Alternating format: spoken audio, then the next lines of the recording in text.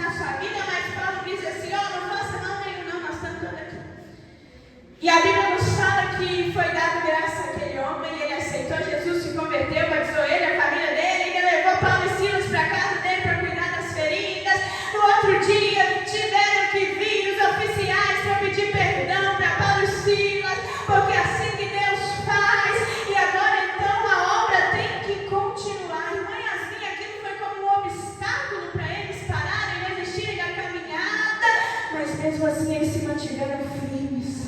Mesmo assim eles se mantiveram fiéis.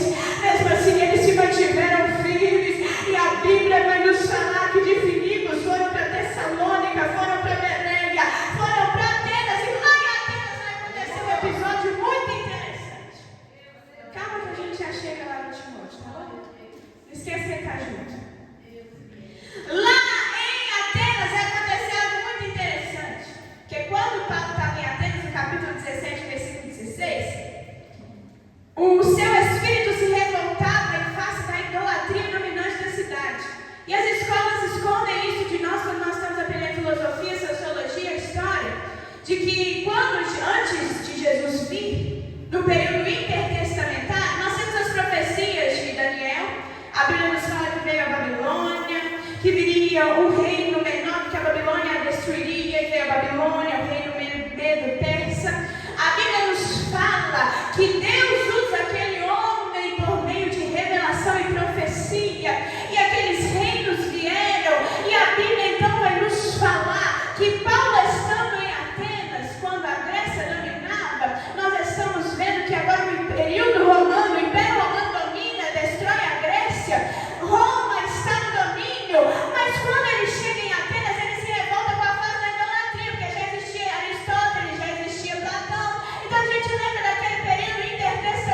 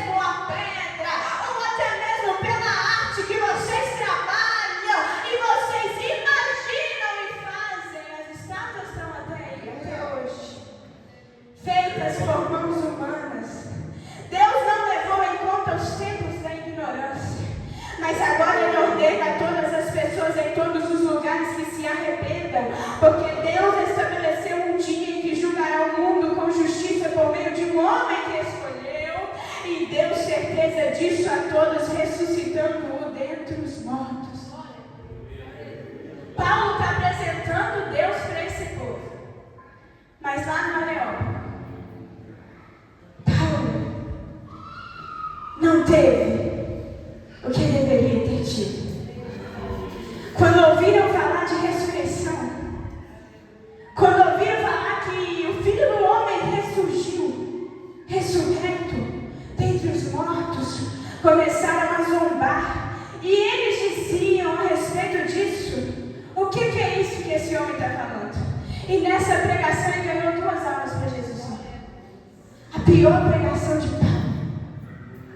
Mãe Yasmin, mas como é que você pode falar isso? Paulo não apresentou aquilo que deveria ser apresentado para aquele povo. Você está falando heresia? Então não, vou te provar. Quando Paulo cita um dos seus filósofos ao invés da Bíblia, ele cometeu o primeiro erro na retórica dele. Porque ao invés dele ter citado a própria Bíblia, ele cita os filósofos daquela época. E Paulo, então, ao invés de respaldar sua fé pelas Escrituras Sagradas, ele cita aquilo que eles mesmos já conheciam. E ali naquele momento ele diz assim: eu sei que vocês são religiosos, eu sei que vocês têm aí uma inscrição ao Deus desconhecido, mas ele olha para aquele povo e começa a dizer sobre os tempos, começa a falar sobre juízo, mas ele não fala sobre o pecado. Como que eu chego para um povo pecaminoso que não se importa com o pecado e que para eles não tem nada a ver, e não aponto para eles o erro, não aponto para eles o pecado que eles estavam cometendo? Então Paulo chega no Areópago e começa a falar de juízo, Deus de juízo, mas como que eles vão entender que Deus é um Deus de juízo se para eles não estão cometendo pecado nenhum? E a gente já vai entender o que eu estou querendo dizer com isso. Então ele fala de juízo, ele fala sobre arrependimento, mas ele não fala dos seus pecados. Não tem exposição de pecados para aquele povo. Paulo falou sobre o Deus desconhecido, falou sobre aquele que enviou o homem, mas não falou de Cristo Jesus. E Paulo, ele diz assim: porque Deus estabeleceu um dia que julgará o mundo com justiça, mas que justiça? Se para esse povo tudo é relativo, não existe certo, não existe errado, eles fazem o que dão na telha, e tendo certeza disso, o homem foi ressuscitado dentre os mortos. Mas quem é ele?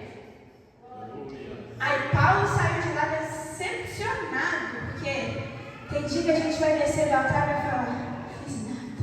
Mas não é a gente que faz, é Deus. Não é a gente que faz, é Deus.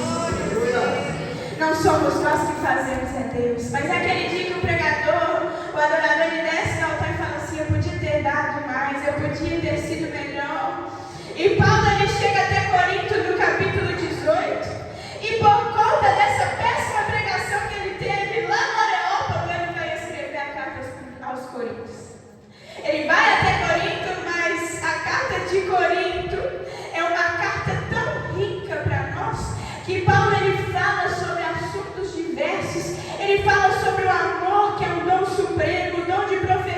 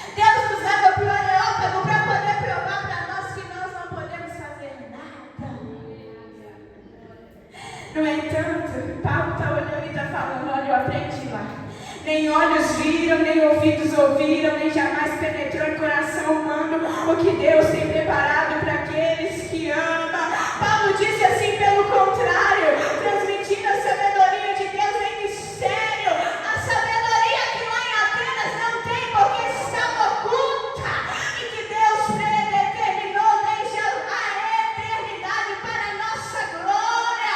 Nenhum dos poderosos deste mundo, não, nem Platão, nem Aristóteles, não, nem Nero, não, nem Herodes conheceu, não, nem Hitler conheceu, não, nem o Papa conheceu, não, nem a Rainha Elizabeth conheceu, não, mas ele entregou aos seus filhos, porque ele disse: nem olhos viram, nem ouvidos ouviram, nem jamais penetrou em coração humano, nem no que se acha mais sábio, não, nem no que se acha mais sábio, o que Deus tem preparado para aqueles que Ele ama.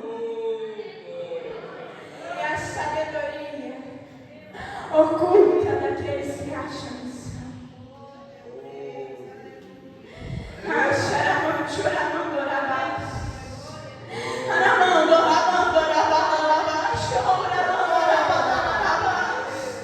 E a gente está olhando e está falando, é o fim, mas o Senhor diz: eu estou dando um novo começo à sua história. Paulo escreve a carta aos primeiros Coríntios, lá em Corinto, permanece um ano mais ou menos, vai para a terceira viagem missionária. Ele vai fortalecer as igrejas que já estavam sendo estabelecidas lá em Éfeso. E lá em Éfeso, quando a gente vai para Éfeso, na segunda viagem missionária, Paulo ele deixa Timóteo e um casal, Priscila e Áquila, para poder cuidar da igreja de Éfeso. Tinha um homem lá que era muito eloquente, sabia da Torá, mas não tinha conhecimento de quem era Cristo Jesus. Priscila e Áquila pregam para aquele homem. Ele vai conhecer a Cristo de verdade. E lá estavam eles. Então Paulo ele volta para Éfeso. Uns 3 anos ele fica lá. A gente sabe que ele abriu a escola dele, a escola de Tirano. E lá nessa escola ele ensinou. Ele vai para Mileto para poder se despedir dos presbíteros de Éfeso. Ele vai dar instrução e ele diz assim: olha, cuidado, porque no final dos tempos, quando eu estiver indo embora daqui, quando eu já estiver longe, vão aparecer lobos que não vão ter dó do rebanho de Deus, vão destruir, vão vir com doutrinas que não são as doutrinas de Deus. Mas vocês têm que saber o que vocês estão pregando, vocês têm que saber o que vocês estão ensinando para esse povo. Eu estou indo embora de Éfeso, mas eu vou deixar para vocês. Mais tarde, Paulo, estando preso, escreve para Éfeso, e depois de Paulo escrever Jesus Cristo por intermédio de João na ilha de Patmos, a primeira igreja da Ásia Menor recebeu uma carta, foi a igreja de Éfeso. Olha o amor que Deus tinha por aquele povo. E agora então Paulo vai para Éfeso, na viagem para Roma ele vai ser preso na sua primeira prisão. Paulo, quando ele foi preso na primeira prisão dele, ele podia receber o povo lá, mas quando a gente vai para a sua segunda prisão, o negócio começa a esquentar. Ele escreve 13 cartas. 1 Tessalonicenses, 2 Tessalonicenses, 1 Coríntios, depois durante a terceira viagem missionária, depois 2 Coríntios, Romanos. Durante a prisão em Roma, Efésios, Filipenses, Colossenses, Filemão. Após a primeira prisão em Roma, ele escreve 1 Timóteo, ele escreve Tito. E durante a prisão final, Paulo vai escrever 2 Timóteo. 2 Timóteo, quando Paulo está escrevendo essa carta, ela tem um peso tão grande. Porque Timóteo acompanhou Paulo em grande parte da segunda e da terceira viagem missionária. Lembra que ele foi escolhido para ir? E agora ele aparece aqui como colaborador lá em 1 Tessalonicenses, 2 Tessalonicenses, 2 Coríntios, Filipenses, Colossenses, Filemão. Timóteo está aparecendo e Paulo vai chamá-lo de meu amado e fiel filho do Senhor. Então, quando Paulo escreve a segunda carta a Timóteo, estando ele preso em Roma, sabendo já da sua morte, que ele iria ser condenado à morte, ele vai começar a escrever: olha, Timóteo, você tem que combater os falsos ensinamentos. Paulo começa a escrever para Timóteo porque ele sabia o que estava no ar naquele tempo e perpetua até os dias de hoje. Ele diz assim: eu lembro das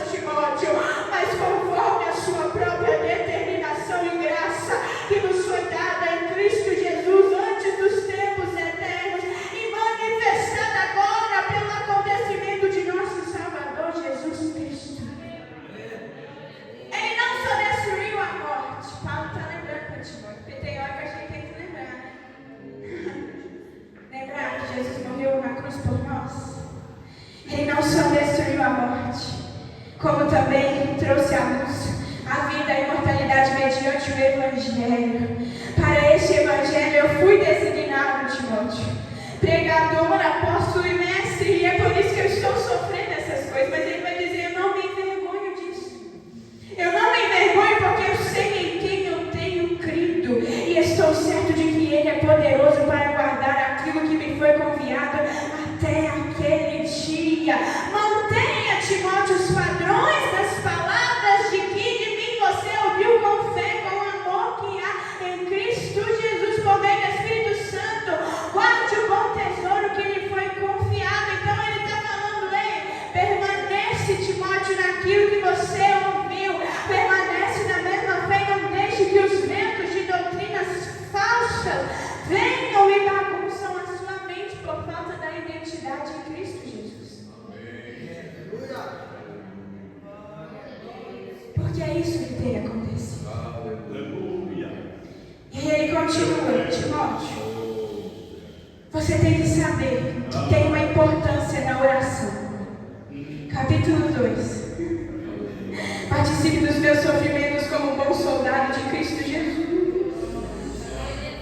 E aí ele vai dizer assim: olha, igualmente o atleta, ele não é coroado se não competir segundo as regras.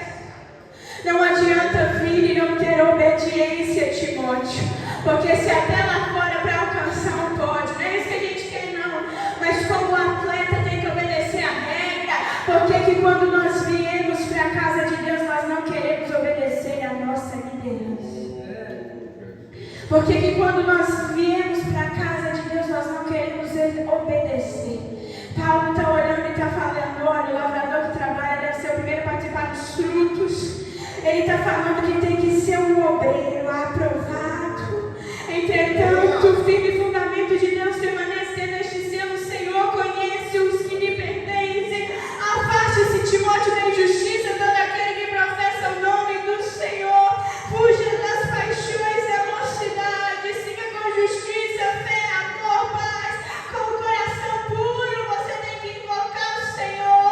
Timóteo, a gente tem que ter qualificação, porque Paulo vai dizer: tem males, tem as corrupções. Vão vir tempos que são difíceis, porque os seres humanos serão egoístas, serão avarentos, serão orgulhosos, arrogantes, blasfemadores, desobedientes aos pais, ingratos, ímpios, sem afeição natural. Esse de gente com procedimento estético que a gente olha e vê e fala: misericórdia, acabou a beleza natural. E isso está entrando até dentro da casa do Senhor.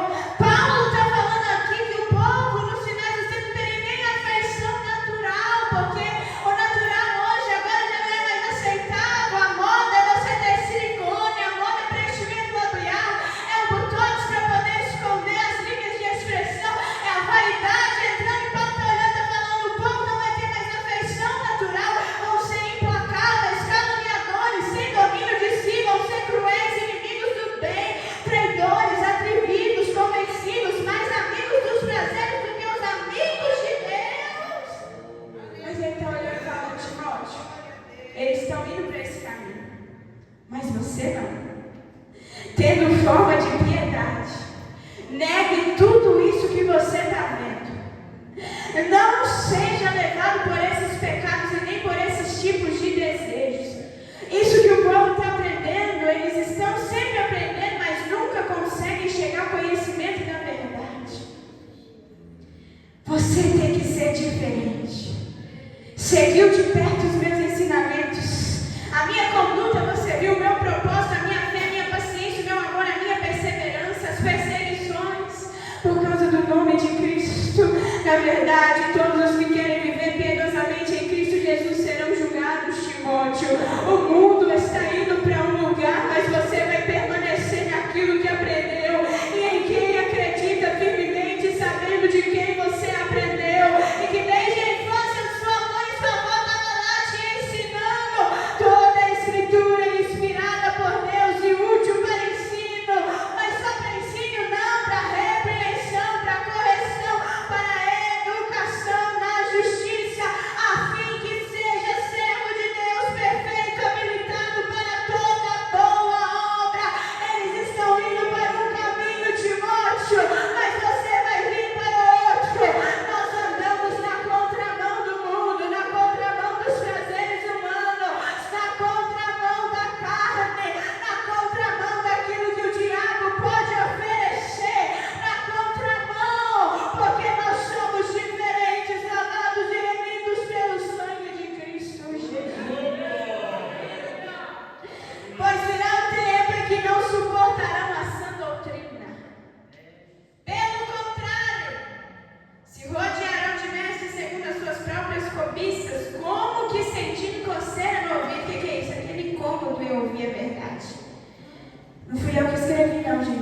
foi Paulo, tá? Só estou lendo. Eles se recusarão a dar ouvidos à verdade, entregando-se às fábulas. Vão se entregar às mentiras. Mas você, Timóteo, olha lá, de novo. Seja sóbrio em todas as coisas, suporte as aflições, faça o trabalho de um evangelista, cumpra plenamente o seu ministério. Aí Paulo vai começar, ele já está se despedindo de Timóteo. Hoje eu chorei quando eu li essa carta, porque quando a gente vai olhar e vai ver onde era a prisão de Paulo, era um buraco que tinha no meio do chão e lá no porão ele ficava. E Paulo está olhando para a situação que ele está vivendo e ele ainda tira força para poder escrever para os que estão libertos do lado de fora. E isso me constrange de uma forma tão avassaladora, porque às vezes nós somos covardes, nós temos tudo nas mãos e nós não queremos. Paulo estava preso naquele momento, sozinho. Ele disse que só Lucas permaneceu, os amigos foram embora. Voltaram para Jerusalém, voltaram para trás, abandonaram ele. E ele está olhando assim: Timóteo, permanece nas palavras. Quanto a mim, meu Jesus sendo oferecido por limação, ele já sabia que ele seria morto. O tempo da minha partida está chegando, mas ele diz: eu combati o bom combate, completei a carreira, guardei a fé. Desde agora está guardada para mim a coroa da justiça que o Senhor reto juiz me dará naquele dia. E não somente a mim, mas também a todos que amam a sua vinda. Paulo está olhando, está preso. Aquele homem ainda tira força para escrever para Timóteo. Lá em Filipenses ele escreve: eu sei o que é ter fartura, sei o que é passar necessidade, mas eu posso todas as coisas naquele que me fortalece. E a gente pega esse bordão pra gente e fala: eu posso todas as coisas naquele que me fortalece. Mas e se nós fôssemos Paulo, será que nós iríamos aguentar aquilo que ele teve passado? Será que nós aguentaríamos tirar a esperança de um momento de calamidade? Estando preso, ele diz: eu já sei, eu combati o bom combate, eu guardei a carreira, eu completei a carreira, eu guardei a fé. Timóteo, e eu estou deixando para você: vem me ver, vem me visitar. E ele vai dizer: empenha-se para vir, não vem no inverno, porque Demas, sendo amado presente século, me abandonou, foi para Tessalônica, Crescente foi para Galácia, Tito foi para Dalmácia, somente Lucas está comigo. Encontre Marcos e traga-o junto com você, pois me é útil para o ministério. Ele diz assim: Alexandre Ferreira me causou muitos males, o Senhor dará retribuição de acordo com o que ele fez. E ele vai dizer assim: ninguém ficou do meu lado, na minha primeira defesa ninguém foi ao meu favor, todos me abandonaram. Quantas vezes nós passamos isso no ministério? Muitos viram as costas, muitos viram a cara para nós. E Paulo passou por isso. Que isso não lhe seja posto na conta, mas o Senhor esteve ao meu lado. Se o Senhor Jesus estiver do teu lado, você pode, você consegue, você é revestido de força, porque ele diz: Jesus me revestiu de força para que através de minha pregação fosse plenamente cumprida. A todos os gentios que estavam ouvindo, Paulo ainda tira a esperança. Foi libertado da boca do leão. O Senhor me livrará também de toda obra maligna e me levará salvo para o reino celestial. A Ele a glória para todos sempre. Amém. Paulo está olhando para Timóteo e está dando as suas considerações finais, pedindo para João Marcos voltar, mas não é esse o mesmo João Marcos que lá atrás ele falou que não podia continuar na viagem missionária porque ele abandonou. Mas Deus trabalhou no caráter do tal do João Marcos. E agora Paulo, estando preso, vira para Timóteo e fala assim: traz consigo o João Marcos, porque eu tenho grande amor, carinho sobre a vida dele. Traz ele, porque agora ele já está apto para o ministério. Olha o que Deus faz conosco.